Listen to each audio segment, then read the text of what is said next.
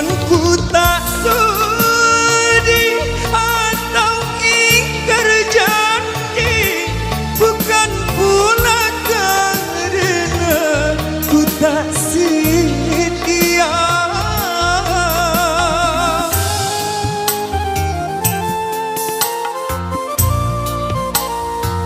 Namun patuhilah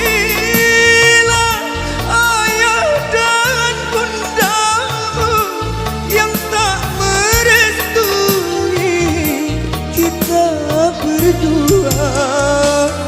Bila air mata dapat ku tuliskan, takkan ku pakai tinta untuk kau baca di surat terakhir.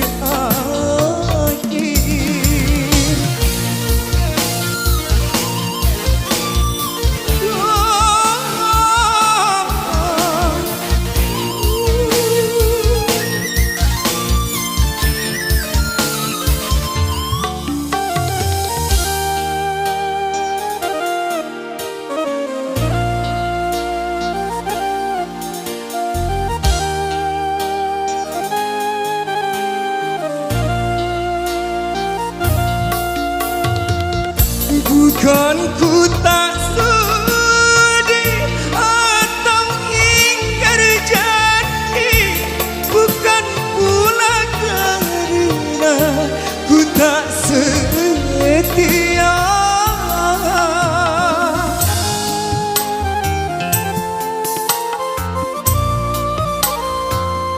Namun patuhilah ayah dan bundamu yang tak merestui kita berdua.